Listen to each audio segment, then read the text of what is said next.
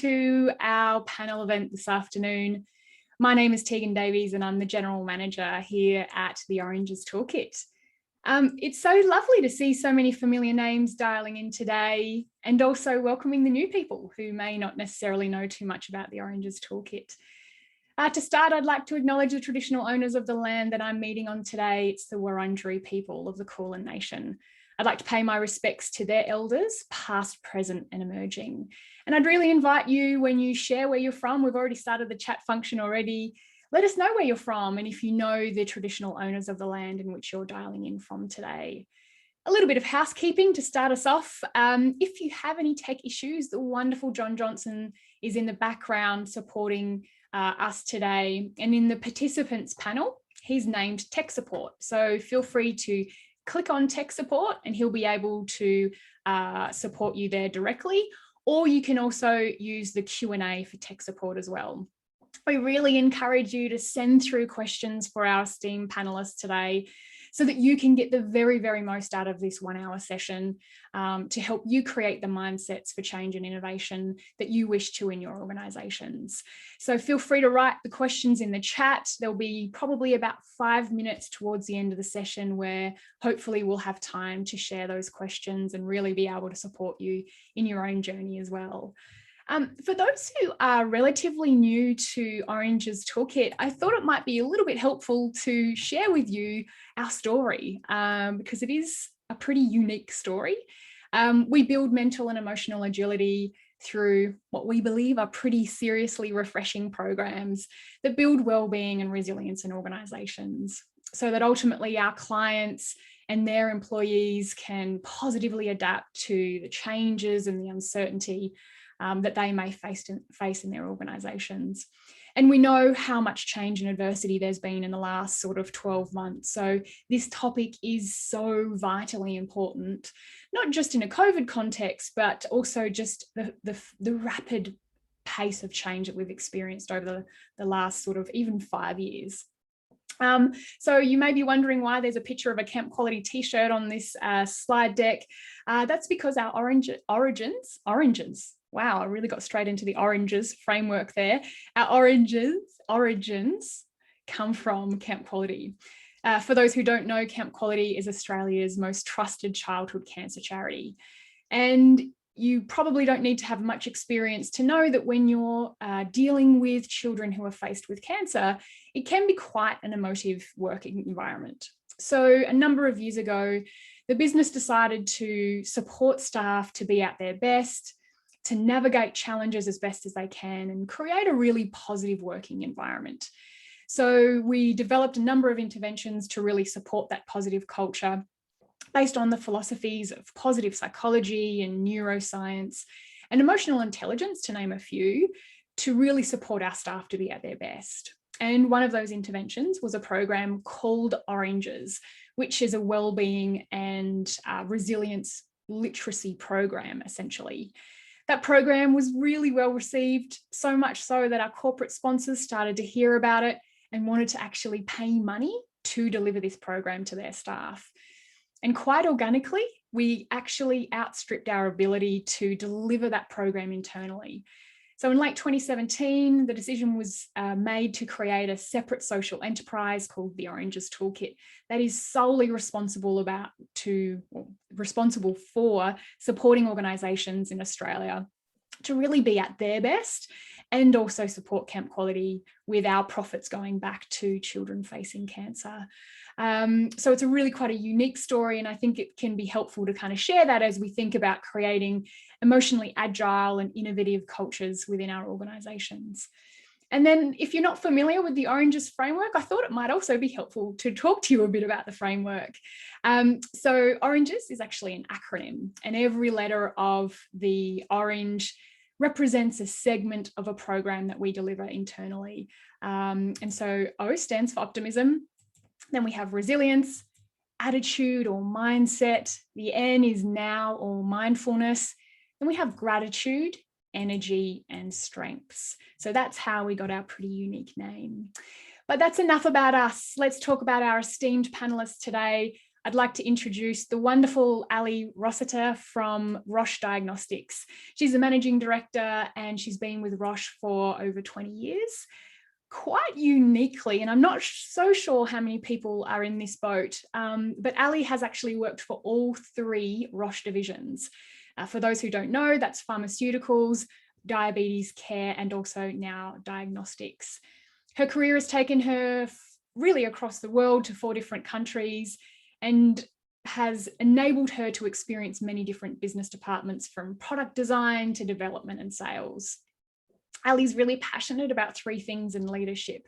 It's about being curious, courageous, and authentic. And in my few interactions with Ali, I can absolutely see that in spades. And then we have the wonderful Tom Christodoulou, and he's the Regional Sales Director for ANZ for technology at Zebra Technologies. I forgot your main name there, Tom. He's responsible for growing Zebra's business and ensuring that he's leading the sales team in the region. He's got more than 20 years experience in the field, and he brings expertise in managing quite complex business and enterprise level products. And he can talk to you a little bit about what Zebra Technologies does. Prior to Zebra, he's worked in a number of leadership roles across quite well-renowned organisations, including Motorola Solutions, Enterprise Business, and also Invenio Business Solutions too.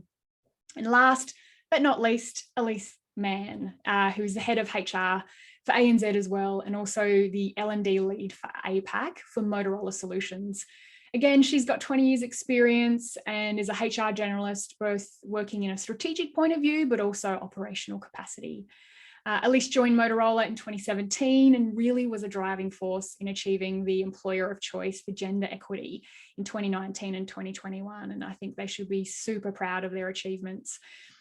She's also been really instrumental in embedding wellbeing at Motorola and is actually currently undergoing her Masters of Positive Psychology at Melbourne University, who are our dear friends. So it's absolutely brilliant to welcome all of our panelists here today. So I'm going to stop sharing my screen so you can actually get to see their wonderful faces. When I can press the right button. That means stop share. Hello, I can see your faces. Welcome, Ali, Elise, and Tom. It's lovely to see you all. Thank you, Tegan. And look at the beautiful bright colours behind you. We'll talk about that in a little while. But yeah, I just wanted to first of all thank you for coming on to the panel today and sharing your insights and wisdoms with our listeners or viewers, whichever you want to call them.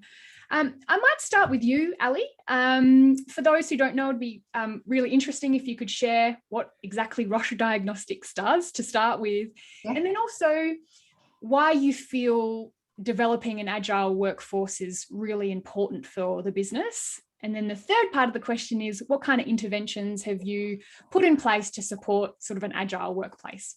Okay. So, hello everybody. It's my pleasure to be here today. So Roche is a healthcare company. We're 125 years old this year. We employ over 110,000 people across the globe. And as Tegan said in her introduction, we're made up of 3 different entities. There's pharmaceuticals, diagnostics, and diabetes care. And I'm sure anyone who's had anything to do with an illness in their life will have come across Roche, although you probably don't know about it. So from a diagnostics perspective, which is the area that I work in currently, any test you may have, anytime you go to the doctors and get a blood sample taken, that goes to a laboratory, it probably gets run on one of our analyzers. If you have something you suspect could be cancerous and you get a biopsy taken, it's probably run on one of our machines to diagnose whether you have or have not got cancer. And probably what we're most famous for, certainly in the past 12 months, is COVID testing. So we were the first company to bring to market the high volume COVID PCR tests. And it's remarkable. I'm sure many people on the call or on the line never heard of testing before, but now everyone knows of PCR testing. So yeah, we brought a test to market. It normally takes around 18 months and it took around 6 weeks. So highly innovative company and really out there to improve people's and patients' lives. So your next question was about Agile and why I thought it important to bring Agile into our organization. So I joined the Australian team 18 months ago. And when I came here, I sat down with as many people as possible and I spoke to each individually and said, what's good about what we do today? What's not so good? And how can we make it even better? And I got a lot of feedback, and a lot of people were saying the themes were kind of the same, but we work in silos and we don't know each other. And so that came across loud and clear. And what we then discovered was the patients or the customers in the middle, and around the customer are all these Roche people, all having different conversations. But what we're not doing is having a conversation with ourselves about how we best serve this customer. And so we got feedback, and other parts of Roche had started moving in this Agile direction. And so what it means to work Agile is to do smaller sprints with a team of people who don't necessarily work together on a day-to-day basis, but each can bring a different piece to the puzzle, or a different thing to the party. And what you get from that is so much stronger and better than what you could have done in your old way of silo working. So during the COVID pandemic, and it was all going on, I've been here a few months, and we sat down with the people want to change. And you know, we all know what makes a great organization: great people, a great culture, and the right operating model. And so we'd had the input from the people. I spoke to the customers, got the input from the customers. Yeah, we love Roche, it's great, but we'd love you to be more customer centric. So then we started changing, but instead of doing it where I sat in my lovely office and wrote down, this is how we're going to change, and had it all ready and presented it on a PowerPoint, we actually did it as an organization. And so we had a small design team of 5 people, and we would do what we call sprints. So we would look at a topic. The first topic was culture. And we also did a lot of work with Oranges, by the way, who were tremendous, certainly bringing in the gratitude piece of our culture. I loved that. So thank you to Tegan and her team. And we engaged as many people from the organization as we could. So there was these 5 design team members and about 40 different people throughout all walks of the organization. And we sat together and we figured out, how do we embed our culture, and how do we live our culture? The second sprint was on, how do we change our processes? Processes are the bane of everybody's life when they're inefficient. We all know that. We all suffer from that. We do engagement surveys on a regular basis. And the number one irritant is processes. So we need to fix the processes. And then the third and final piece was our operating model. And people have been on my case since I walked off the aeroplane from California to come into Australia. Are we going to transform? What are we going to do? What's going to happen? And I said, I don't have the plan, but we're going to develop the plan. And we did, and we developed it together. And now we've gone through the biggest change probably in Roche Diagnostics Australia's history. We've changed 25% of our roles, and in many cases, people. We've not reduced our headcount in any way, but we've become a customer-centric organization. And already our customers are feeling the benefit. We only went live on the 1st of July, but the customers already can see it. So it's just been fantastic. Did I answer your question, or did I miss one of the parts? You gave me 3 parts. No, that's good. I think what I like about what you're saying there is that you're not just bringing an agile mindset, Ali, you're also bringing in human-centered design. And I think that's, we're not necessarily talking about that today, but I think that is crucial in businesses at the moment. I couldn't agree more. And to get people, everyone's afraid of change, no matter what people say. People don't like change, whatever. I interview people all the time. I love change. Me, I'm like, really? No one loves change unless you're part of it, unless you help create it. And even then, it's still scary. But if we do it together, and I have this what I say to my even the language, I have an enabling team. I don't have a leadership team anymore. Mm-hmm. So I'm a member of the enabling team. We're all together to help this organization improve. And I talk about, we walk arm in arm. So I imagine us all, we link arms and we walk down the street together. And sometimes someone will trip. And that's okay, because I've got one arm and somebody's got the other arm, and we'll kind of drag you along a bit until you find your feet again and get back up. So it's how we're there for each other, to support each other, because you know what? We all have bad days, me included, when some days you just can't be bothered. But if you've got your colleagues around you to help you through that change and help you through that ever-changing environment, we can make it happen together. It's beautiful. What a lovely way to start the session today, Ali. It's really interesting because when I hear you talk, I always think that you're a HR practitioner, not a managing director. And I think it's a beautiful segue to our HR representative today, Elise Mann from Motorola. Elise, we know that sort of the agile kind of practices have come from, the technology space. And I'm really curious, I know you were talking about your software development team. So I guess it would be helpful for you to let people know that you're not just a phone company. So to give some context around Motorola Solutions, and then also your experience of your software development team and what you saw their response was to COVID and the recent changes.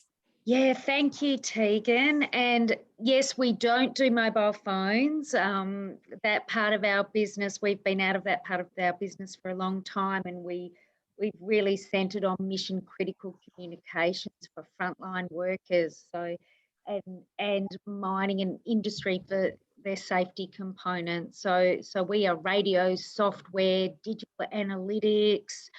We do video comms, body worn cameras. So we're really into some exciting technologies in that space. And I have to tell you what the M and the Smarties mean for those on the call. So this is our inclusion and diversity banner that shows difference using colour. So it is the Motorola bat wings with the colour and difference behind it. So our software business, we bought a software business in 2018, and it was a very young, energetic business, millennials doing lots of sprints like what Ali was talking about in the Agile development technique. And with this software part of our business, they were required to move out of their offices, and this is long before COVID happened.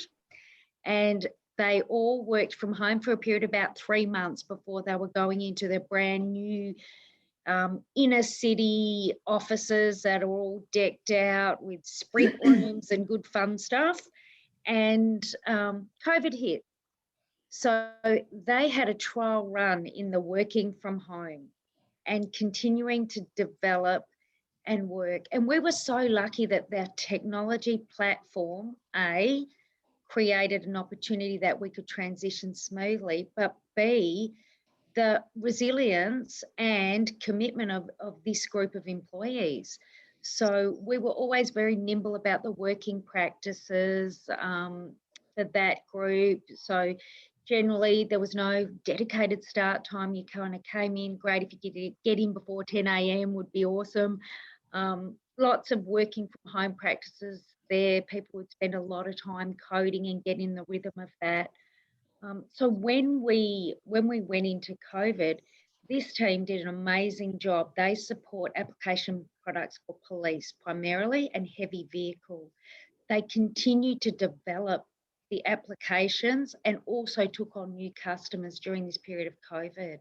So what we learned from the millennial part of our business is just this amazing ability to adapt to change and to continue to maintain enthusiasm and optimism throughout that cycle. And we have great hope that they're moving into their brand new location next month in Victoria. So, and we'll go hybrid approach for them. So which makes a lot of sense. Yeah.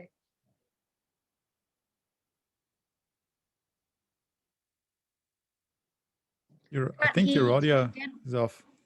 Goodness, I turned it off to cough gently.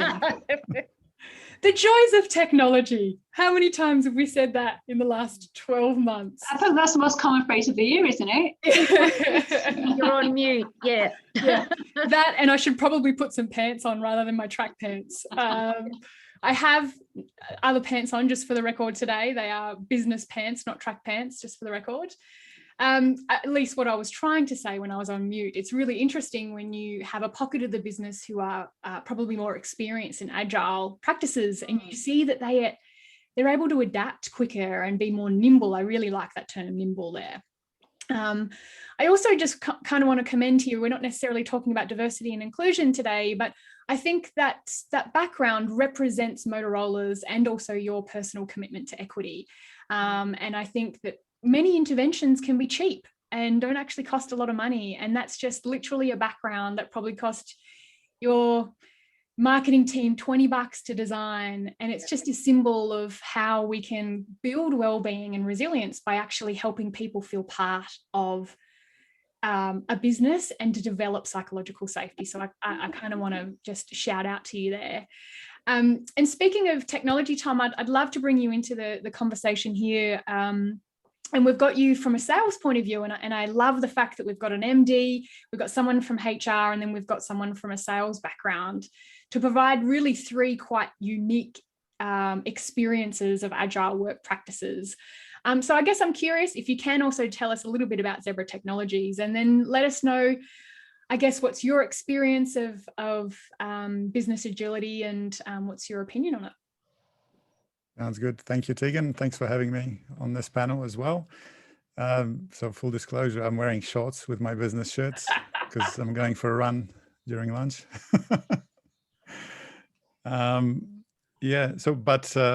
Back to your question, I guess. So at Zebra, we build technologies and solutions that enable businesses to intelligently connect assets, data, and people. We're sort of the pioneers at the edge of the enterprise, and you see a lot of our products in everyday life. You've probably seen our scanners at the grocery checkout, mobile computers confirming a package was delivered to you properly, or our printers printing patient wristbands in hospitals for tracking patients going through the hospital system and so forth. I guess from Zebra perspective, from rugged devices to software, we try and give those on the front line of business a performance edge using our technology. And for our business, an agile mindset by our staff is crucial. As you mentioned, as actually everyone's mentioned so far, to adapt to that pace of change that's happening at the moment. Our industry experienced massive change, for example, in the last 12 months, because everyone switched to shopping online far more than anyone expected. And we happen to make those technologies that are essential to enabling online and e-commerce for a lot of our customers. So our tagline, for example, at Zebra is Zebra Forward. It's a call to action for us to be forward-looking, thinking ahead, addressing the needs of our customers in this digital transformation journey through our innovative products and solutions. So our three strategic priorities, for example, are growth, execution, and culture. And it's sometimes heard, that culture eats strategy for breakfast. So we have these, and we've had them for a while, 5 core Zebra values that speaks to our culture: innovation, agility, teamwork, accountability, and integrity. And innovation and agility, the first two, they're also the topic of conversation today. They help organizations to move forward, to be leaders in our industries, and similar to the 3 panelists we have here in the industries that we work in, and for us to remain important and relevant to our customers on an ongoing basis as well. I love that you're talking about importance and relevance. And I think that kind of comes back to Ali, her comment around being human-centered. And also, I think if we want to remain at the front of our organizations and our industries, we really do have to kind of take that approach. And I really love the tagline of Zebra Forward. It reminds us of our preferred definition of resilience at the Oranges Toolkit isn't just about bouncing back. It's actually about bouncing forward and using the challenges and the adversities and the huge amounts of change that we're experiencing as an opportunity for introspection and growth and renewal and all of these wonderful things that can actually happen from challenges and change. And Tom, it was really interesting. You were talking about culture eating strategy for breakfast, and that's even from a non-HR representative, just for the record, talking about culture. Ali, I know culture is really important as you kind of stepped into the Australian business 18 months ago. Why is emotional agility and resilience important for your culture? Why has it been such an important focus for you? For me personally, if you come to, I spend a lot of hours at work, and we all spend a lot of hours at work. And so I believe if you come to somewhere and you really care about what you do, and you care about why you do it, and you feel like you count and you feel like your voice is heard, and you feel safe enough to speak up without getting fired, or without being put on the naughty list, or without affecting your end of year rating, or all them other things that I hear all the time, then you've got skin in the game, because you've spoken up and you've put a suggestion forward, and it's been acted upon or listened to, or you've been explained why we can or cannot do what you suggest, or whatever it may be. Then you feel like you count. Everyone I employ is an adult. Everyone is a human. Everyone's got great ideas, and there was always, prior to me coming here, the culture was very hierarchical, and I'm not criticizing that. That was of its time, but we're not in that time anymore. And now it's about, we're all in it together, which is where the agile piece comes in. We need a bit of everybody. I've got one brain, and that's as good as it is. But imagine if there's 200 brains all together, and 200 ideas, and 200 different sets of eyes who see things and try and change things. So I'm really trying to promote this psychological safety, where people can speak up and they're heard and they feel like they matter, they feel cared for. And the other piece that is part of leadership in Roche, but I love it, is about being courageously authentic. I employ people not because they've got a PhD, not because they've got necessarily experience in this, that, and the other. I do want that, but I want someone for who they are, what they bring. And I want great people with great attitudes, with growth mindsets, who are ready to roll their sleeves up and make a difference. And, the fact that Tom can tell however many people's on this call that he's wearing his running shorts, good on you for being authentic and courageous. We didn't need to know that. You didn't need to tell us, but you opened it up. So I love that, and I applaud people who do that. And people like it as well. It's really good when someone's straight up and someone's themselves. And like I said before, we all have good days, we all have bad days, and that's okay. It's okay not to be on your game all the time. So don't fake it. Just be you. Be you, and then it's just, you can tell when someone's faking it, but when you're you, and then that's all right, and we're there together. I just believe in it so much. I couldn't agree more, especially what you said about Tom talking about being in his shorts. I think if we think about what we've learned through COVID, and what I think I've learned about society, is it actually has humanized us. It's actually okay to wear your running shorts and go for a walk at lunch, and for your cat to walk across the screen, and for our kids to run around, yelling at us and wanting our attention. I think that is a benefit that each of us can take forward, and to celebrate diversity and inclusion and authenticity, and that enables an agile workplace. Because if you're wanting to develop agility and change a lot and transform, that is going to create uncertainty. And we know that is, if we're talking about a bit of the science here, it's actually not necessarily the change people are worried about, it's the uncertainty of it. And if you're creating an uncertain working environment through change or transformation, it can actually create a fear state. And so what we want to do is try to communicate as much as possible to minimize that fear state, so that our people are going to be more open to that change and agile, and have that growth mindset as well. Speaking of growth mindset and agile and different practices, Elise is the HR representative here. I know Motorola has been really quite instrumental in looking after the wellbeing of your teams. And I know there's quite a few wellbeing practitioners and HR representatives on the call, and just kind of like shoot out some brilliant ideas that you guys have been putting in place to support the wellbeing of your staff at the moment. Yeah, thanks, Tegan.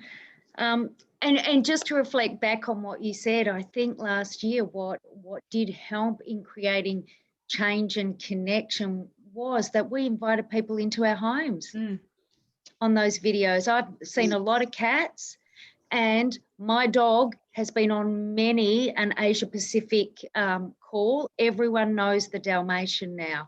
So we just invited people into our homes, which made our connection stronger, I think. But what I was hoping to share today is some really tactical actions that we took during the year of COVID to connect our staff, and to really continue focusing on wellbeing. So many people were going through many different things, whether you live home alone or you've got kids at home, you're homeschooling, I know Melbourne did it especially tough, and our colleagues in Perth have had a bit, and Sydney have had a bit, and so it you know, that time, you know, really allowed us to test, is the work we're doing in wellbeing having an impact, and being able to measure the success around that. So it all started here at Motorola. We have a sense of belonging phrase. It's called being Motorolan. Mm-hmm. So that is, what does that mean to be Motorolan? So we serve the community we live in. That's our existence. That's what attracts people to come to Motorola. That's what keeps them here. And you feel you're giving and doing more than your work. We have people who are firefighters, hold other duties of office that are all around the safety and care of others. Very similar to my other panelists. And I think when you have that value set in an organisation, you embrace different things. So, so the being Motorolan phrase started our wellbeing program on a journey. So if I get really tactical about what that looks like, it's not run by leadership, our wellbeing, it's run by employees in the business, across the business. So really important that we don't drive the agenda as a senior leadership team. It is sponsored by a senior leader so that the wellbeing activities stay on the agenda and are discussed at the right level and different levels. So we broke our wellbeing program into different areas. So psychological wellbeing, and that's definitely where Oranges Toolkit came in, to about equipping people with the tools around resilience and optimism, and having gratitude, and you know, really being present in what you're doing and how you're doing it at work and in your life. Then we had social, so the social element. Then we had what we call the physical element, so looking after your physical self, and our community and life skills component. And what feeds our wellbeing program is listening to employees. What is it that's going to be useful for you? So people will lean into different things across that suite of offering of what's valuable for them. So we have an employee assistance program. During COVID, we had guest speakers, but we had different guest speakers, not just professional psychological speakers. So we invited a very prominent football player who shared his stories about struggling with depression and having to give up that football career, and that there was a life after that. And it was incredibly powerful. And that was across Asia Pacific. We ran that guest speaker. This year in psychological, we're doing Mindfulness May. So that's with Smiling Minds. We will do apps.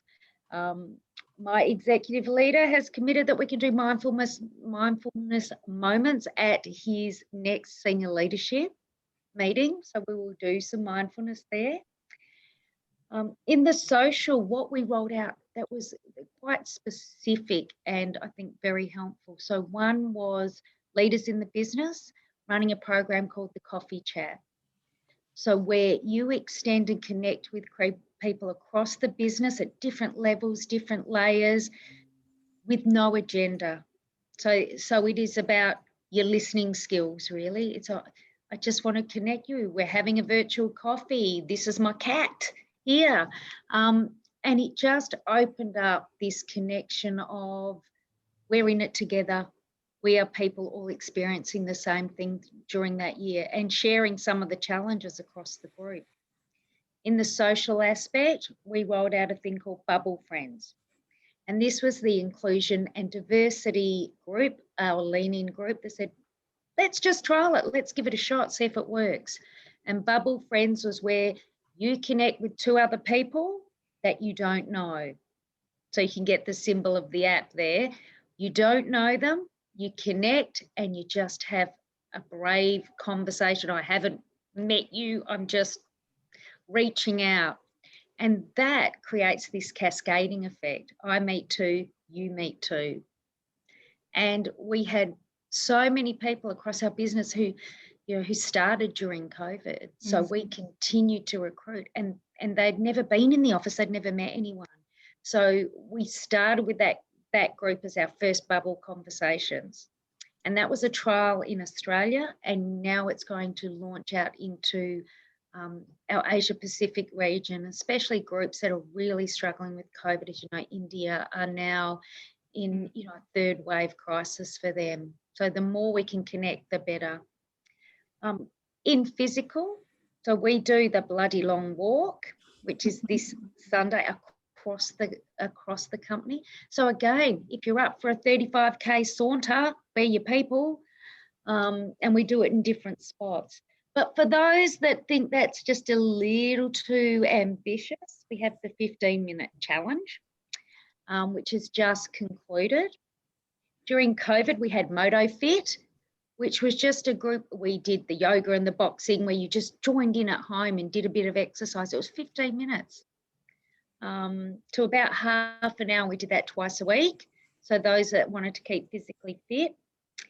And we had the push-up challenge last year, which I failed dismally, to my wellbeing lead's shock and horror. She really thought I could do it. It's harder than it looks. In community, what we rolled out was more around life skills. So we ran a session on menopause. So we've got a whole group of millennials, but we also have an aging population as well, long-term Motorolans. So we ran the menopause session, and I got great feedback from a brand new employee that said, I've never been to a company that talks about menopause. Just like unbelievable. So that's about your whole self. We also did financially fit humans. So we ran sessions so that we're looking at the whole person at work. Because as we know, COVID didn't just, it may not impact Motorola and your employment, but it might have been your family, the people that you live with, your community. There were so many people impacted through loss of jobs and things like that. So we wanted to share tools around being financially fit. One of the biggest activities we did, it was such a small thing with a massive amount of feedback of positive nature. So during the lockdown, we sent donuts to everyone's house. So those in lockdown got a 12-pack of Krispy Kreme donuts. Again, didn't align to the healthy living component, not great, but donuts are a winner. And it was a small token activity with massive impact. We didn't tell people, donuts just showed up to say we're having morning tea today. We also ran a program called Forget It Friday during COVID. So people took a Friday off. We staggered it and said, take your Friday off. Do what you need to do around your home. Look after your kids. We changed our policy on that you could access sick leave for those things during COVID when you needed to homeschool your kids, right? So giving people access to other things. So all of these things are not huge financial impact for a business. The effort was time, energy, and passion. So saying, actually, we really all do want to look after each other during this. Yeah. So we go, how do you measure it? That's the important thing. Is all that energy and passion worth it? We ran a survey that tested to say, was this useful? What do you want to see more of? And that fed into what we'll continue to do. So hopefully that's tactical and some good examples for the audience around what you can do with low cost. I love that. Elise, you've just nailed so many gold nuggets there. And, what I find really interesting from what you're just talking about is that my observation is that wellbeing one size doesn't fit all, that you actually do want to have a wide range of interventions and let people dip in and dip out for what suits them. And having a program on menopause may only, be for 10% of your business, but you recognize that 10% have a unique need. And I really commend Motorola Solutions on the fact that you've kind of taken this, like, let's just try a bunch of things and see what lands well. I also think it's really important to have well-being top down and bottom up, like actually being led by employees. And there's some research by a guy called Kim Cameron. If anyone's interested, he's a really kind of big player in this space, about positive organizational scholarship. And he talks about the power of Energizers. And in fact, the Energizers in your business can be 3 or 4 times more influential than a manager. And so when you've got these well-being, and you're asking your employees to develop well-being practices, you're actually energizing them to have a positive influence. But super importantly, you do need to have that sponsorship from the top. Otherwise, it kind of just feels like you're getting to that glass ceiling. So thank you for sharing those really very practical ideas. And I can see there's lots of awesome comments coming through. And just a reminder for people to also send through your questions. We will have an opportunity to answer them in a little while. So please feel free to send them through, and we'll probably start those in a little while. Tom, I'm kind of interested, because we've gone a really kind of a HR practitioner lens here, and I'm interested to kind of get your input here again around, you know, from your side of things, why is emotional resilience important for you know, Zebra Technologies in terms of change and innovation? You know, what's your observation of that? Okay, thanks. By the way, I'm going to have to go back through your recording and take some notes, because some terrific ideas that I think we could still apply even this year. So thank you, Elise, for sharing those. So I think on emotional resilience, research has probably already shown that there's a direct link with emotional resilience and coping with change and innovation. So, I mean, at Zebra, for example, one of our foundations for new employees is to encourage them to have a curious mindset. And I think that's a good way to encourage innovation and a good way to look at challenges with an open mind. Like, we know resilience is also about adapting to situations. And I wanted to share an example with you from my own experience.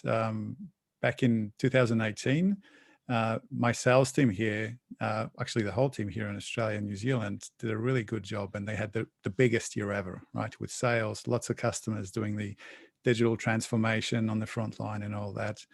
And the one thing was, how could we ever top that achievement, right? But the culture at Zebra is one about innovation and growth. So it really wasn't a surprise to me that there was a task for 2019 to grow on top of that again, right? And this really looked to my team, like it was a large, you know, stressful and a difficult goal, right? So around that time, we worked with you with Oranges Toolkit, and you know, we wanted some help with this problem. So aside from the business planning and the strategic planning that we all do, we needed to get the team to come together on this goal as well. So, you know, for the audience, Tegan put together a workshop for us just on resilience alone. We brought the whole ANZ team together for it. And for me, that was a pivotal day, basically. We learned how to, together as a team, we can be more resilient. We had new insight, just like, you know, Elise shared a whole bunch of tools that you could, you know, use, practical tools. We learned a lot of new insights and tools on how to deal with tough situations, how to overcome adversity.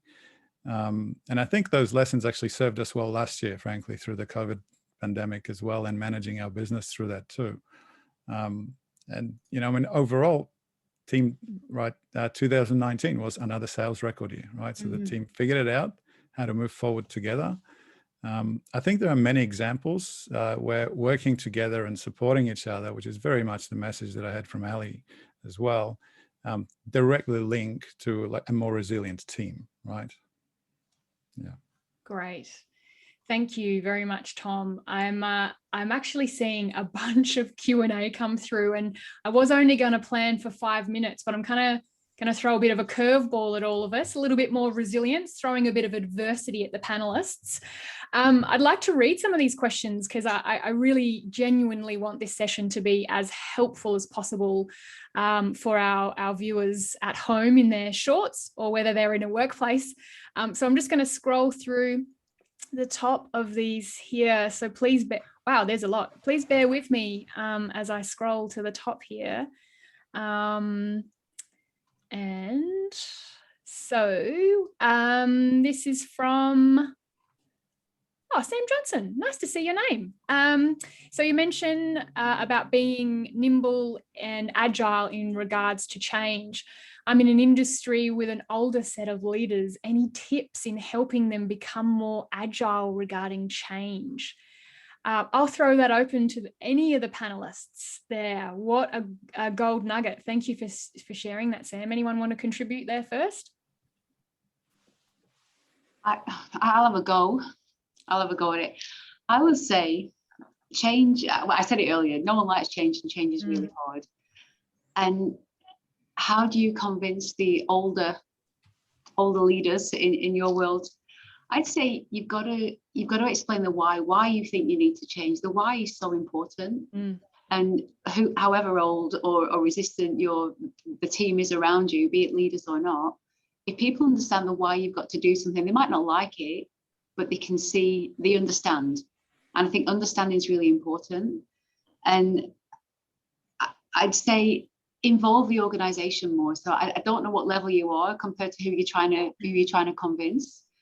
But if you kind of get evidence as to why, and it's not kind of in a good way, like almost build a business case as to why we should change. If we change, we'll have more engaged employees, we'll have more customers, we'll react to the market's changing. And I think that the more reasons you bring as to why, and then it's kind of difficult for them to say no, because it's like black and white. We can carry on and we can fail, or we can change this way and we can carry on going up. So that would be my advice, but it's all about the why. The why is. Yeah, and I'd probably add into that too, Ali. So a lot of it is around we make assumptions that older people don't want to change or can't change, or that they're set in the ways. And when you involve people in the solutions, it may surprise you to go, do you know what? I really listen. I've had the power of the conversation to say, this is what's challenging the business. What do you think? How do you think we can come up with doing something different in this space? And just that power of involvement, very similar to what Ali was talking about earlier on, and trust that people do want to do the right thing. So it's all about the inclusive nature of bringing people on with a change that is constant. And the safety as well. So if you include people, then we talked about they have skin in the games, and so they're co-creating it, but then they feel safe, because people don't like change typically because I'm going to lose my job. I'm going to make myself redundant. If I change that, they don't need me anymore. Well, you can get a new job in the same organization. You don't have to get a new job somewhere else. Maybe you want to do that as well. So I think it's about people have to feel safe too. Yeah, I love that. Tom, did you just, I felt like you either took a breath or wanted to contribute, Yeah, very, very much around what both Elise and Ali said, but clear communication, I think, is important. Honesty, so, try to be the most authentic leader that you can when you communicate change. And also the other one, and I actually heard that really well from Ali last week, around the importance of listening. Because sometimes you don't know what it is that people are concerned about. So how can you communicate clearly if you don't know what the important message is they want to hear? And I was actually given this advice by one of the leaders that I worked with. He said, Tom, you have 2 ears and 1 mouth for a reason. So try and listen twice as much as you talk. So that's good advice. That was a good advice for me.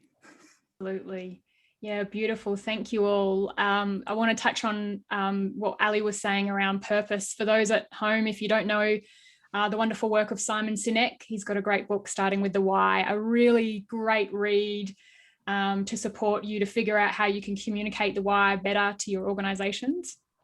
And Lee said something really good, and I wanted to make the back of it, but I have forgotten the joys of not being mindful in a moment. Yeah, thank you for sharing those contributions.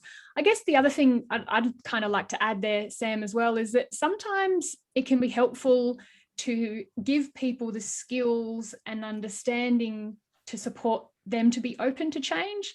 And that was a long-winded way of saying, we're actually developing a program because there's the need at the moment. A lot of our clients are like, how do we help people adapt to change? And so we're designing a self-in-change workshop to help people understand that change is a bit scary, that there's the VUCA world, and how can you respond to change in a way that feels authentic to you. And so there might be some really interesting kind of tools you can do and share with your teams, whether they're older generation or younger generation, to, I guess, help them understand that change is a little bit scary and it's actually okay. So I'll just scroll down. Hopefully that answers your question, Sam. So this is from Sarah. I love the message of psychological safety and authenticity. Thank you. Bringing a tear to my eye, actually. What great leadership message. Oh, great. And have you seen any changes in staff surveys already? Ali, that one was kind of sent or messaged to you, actually. So any shift in surveys and engagement at the moment? Well, we haven't done a survey yet. Our survey is coming up in May. That will be our first step. We only went live on the 1st of January. And I'll say it's not been easy. So for my organisation, it's been really hard. It's the biggest change, like I said, they've ever had in 20 odd years, probably longer. And so for many people, we've had people we have a lot of long timers who've been here, some 38 years, you know what I mean? So we've had people who've been here for a very long time. And I've this new girl's come in and turn their world upside down. No, it's not just me, we've done it all together, but maybe they feel a bit that way right now.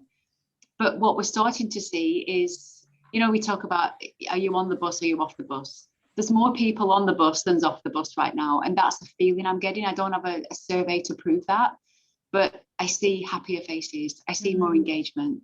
I see people we just created a collaboration hub here in the office, and people, we're not just Sydney, we are Sydney based, but we're also got offices around the country, but our biggest base is here in Sydney. And the amount of people in that collaboration hub sharing ideas, and there's whiteboards and there's Jamboards, and I've never seen so many. For those of you who use Jamboard, we must be like Jamboard's biggest customer, because we have our virtual sticky notes all over the place. So I've not seen it in actual numbers and facts right now, but the feeling I get and the feedback I'm getting from people is positive. However, not everyone's there, and it's a long journey. And that's probably another big takeaway is everybody's different. And you're right, Elise, it's not on age. It's not the person who's been here 30 odd years is more resistant than the one who's been here 2 minutes. I don't know what it is that makes people afraid. I think it's just how they feel inside. But we've got to keep, like I said before about the linking arms, keep bringing them forward, and eventually they'll be on the bus and feel comfortable being on the bus. But just another note, you don't have to stay on the bus, right? I say this to my organisation too. It's a choice. So we have an organisation that I hope is great, and I think he's great, and most of the people think he's great, but it's not for everybody. So what I say to the team is, if you really don't like it, as a human being, as a friend, don't stay here. Come and see me, and I will do my very best to help you get something else that suits your life. I want you here because that's why we employed you. But if it really makes you miserable, do yourself a favour and let me help you find something better for you right now. Because the culture of your company's personality, and we might be nice people, but we don't all get on with everyone. There's some people you just don't like, and I don't know why, you just don't. And so it's the same with companies. Some cultures you just can't get on with, and that's absolutely okay. And that comes back to being courageously authentic. Be brave enough to stand up and say, this isn't for me anymore, I need to go, and that's okay. Yeah. And I think the importance of language there, Ali, you've said as an employee and also as a friend. And I think that really does demonstrate your authenticity and care for others, that it's actually not just you about being, a leader at Roche, but actually your genuine care for people. And working with Roche for a few, 18 months, I can see it. I haven't measured it, but I can see the evolution of your team in just that short period of time under your leadership. I'm really conscious. We've got 5 minutes to go, and there are so many unanswered questions. So would it be okay by the panelists if we catch up at some point over the next week and actually answer the questions that we haven't asked or answered and actually send them back to the participants. Is that okay? That Sounds would good. be Absolutely. fantastic. Fantastic. That's greatly appreciated. And sorry to everyone that we haven't got to your questions yet, because there are some really, really gold nuggets actually. So we'll make that commitment to respond to those questions. But I guess I wanted to kind of close off and ask you all, what is the one thing that you need to keep relearning when it comes to change and innovation and people? Because I think this is a pretty gold nuggety kind of question. What's that one thing you need to personally keep relearning? So feel free to chime in when you've got that answer. I think for me, it's probably just an ongoing journey about knowing that you have to continue to learn and develop yourself. And it's probably a challenge for my team as well, that through our careers, to be innovative, to cope with change, we have to change too, or we have to develop ourselves, right? So leading that sort of team and yourself to always improve, to be inclusive, to invite people so that if they have an innovative idea, we kind of explore it a bit further. And for me, for example, right now, the one big area is I'm trying to improve how inclusive I am. I'm trying to improve how much diversity we have within the team, and how much participation we have from everybody as well. And that's me recognizing that I have to improve, and I have to lead that change in my team as well. And hopefully they will follow too and do it themselves. So that's probably the big one for me, is to remember to always develop yourself through your whole career. I love that constant evolution. Thank you, Tom. And Tegan, I think for me, it is about having a learning mindset. So it start with yourself, especially, and for me, it's what can I do? What can I invest in? And how can I make a change? So it's just having some self-insight to go, how am I impacting others? And what do I need to do differently? Because change takes a village. So you've just really got to be mindful of your impact and, what you're doing and how you're connecting with people. So that's what I consider, especially around change, is what is it that might be stopping me? Back to Ali's point around we're all different. You have different drivers of what's resistance. So it's just look at yourself. Beautiful. Thank you, Elise. And Ali, your thoughts? I've nothing really to add. I agree totally with what Tom and Elise have said. It starts with you, it starts with me. And it starts with me as an individual, and me as the leader of the organisation. Actually, I've got to walk the talk as well. So I can't be changing what I want. I've got to change what makes sense for the organisation. I think we always have to have a growth and a learning mind. I'm going to say mind frame, not mindset, because the mind isn't set. Your mind should be open and adapt to new things and try new things and have courage. Have courage to try new things. Going back to the question about the perceived older people, if we try new things, guess what? It might be amazing. So I'd say that, and bring people on the journey. As Tom was saying about being inclusive, bring people along, because it's pretty lonely when you're all by yourself. But if you have a team around you like the village, then work should be fun. So we're here to for our businesses, but we're here to have a good time as well.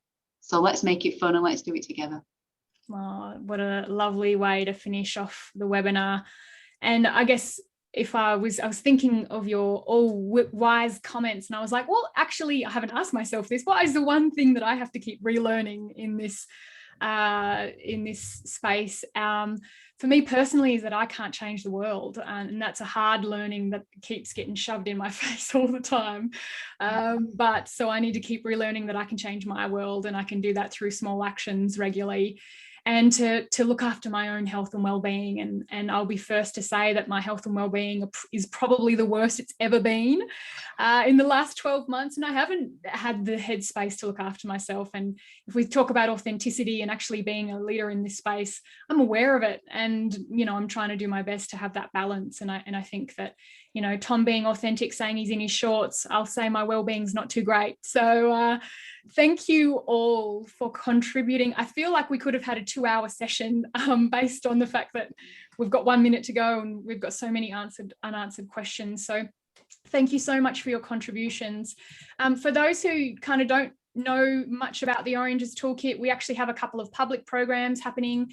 This is a great opportunity for you to send a couple of people to programs. These are public 2-day workshops to get a taste of kind of the type of programs we deliver. There's one in Adelaide, Sydney and Melbourne, and I believe the wonderful Angie has sent through the links to those if you're interested.